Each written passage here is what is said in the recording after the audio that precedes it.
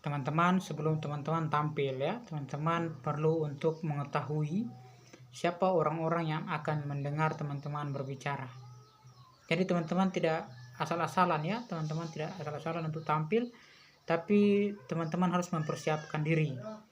Ketika teman-teman ditunjuk menjadi MC atau menjadi pembicara atau pembawa pidato, teman-teman perlu untuk tahu ya, event ini dihadiri oleh siapa. Ya, kalau dalam public speaking itu disebutnya audiens ya, teman-teman. Audiens itu orang-orang yang akan mendengar teman-teman berbicara, teman-teman jadi MC, berpidato atau apapun itu, teman-teman berbicara di depan orang banyak, teman-teman perlu untuk mengetahui siapa-siapa mereka itu ya. Jadi saya membaginya ada beberapa ya, beberapa orang. Pertama itu anak-anak, yang kedua itu remaja, yang ketiga itu orang dewasa, entah itu dia sudah menikah ataupun belum ya, pemuda-pemudi, lalu lansia. Jadi dalam kegiatan anak-anak ya, teman-teman perlu untuk menyesuaikan diri seperti anak-anak, remaja pun begitu, harus menyesuaikan diri. Lalu kebutuhan remaja apa ya? Remaja ini kan pencarian jati diri ya, mereka perlu untuk banyak nasihat, banyak bimbingan dari orang-orang dewasa, orang-orang yang lebih dulu dari mereka, agar mereka dalam masa-masa pencarian jati diri mereka bisa jalan ke jalan yang benar.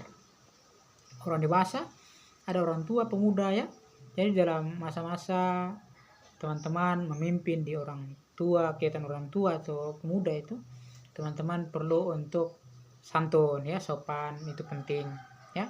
Lalu lansia, jadi teman-teman, lansia juga adalah orang yang cepat bosan, sama dengan anak kecil ya.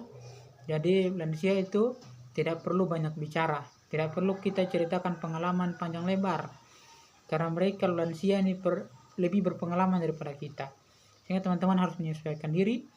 Jadi lansia itu ya, saya pernah dalam kondisi lansia juga, saya memimpin kegiatan mereka.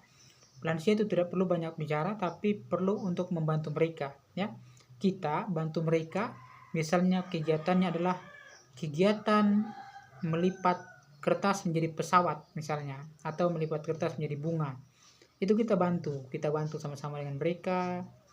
Kita berikan cara-caranya seperti apa, dan teman-teman perlu untuk mengenali ya empat jenis orang ini, empat jenis audiens ini, agar teman-teman bisa tahu kebutuhan mereka apa yang mereka butuhkan dalam kegiatan itu, entah itu kegiatan ulang tahun anak-anak, ulang tahun remaja, ataupun kegiatan remaja, kegiatan pemuda, sosialisasi ataupun apapun itu ya. Teman-teman perlu menyesuaikan diri, teman-teman perlu untuk menempatkan diri dimanapun teman-teman memimpin kegiatannya.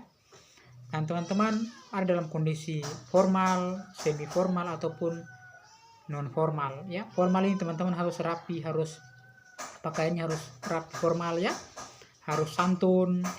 Semi formal agak santun tapi tidak terlalu santun, atau bukan tidak terlalu santun tapi menyesuaikan dengan kondisi ya, menyesuaikan dengan kondisi pada saat itu, kegiatannya seperti apa. Kita boleh memberikan bahasa-bahasa yang lebih santun ya, lebih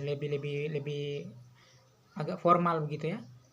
Lalu kegiatan non formal itu ya, kita memimpin kegiatan seceria mungkin, jadi MC ataupun jadi pembicara, agar orang senang, ketika orang pulang itu mereka bahagia ya.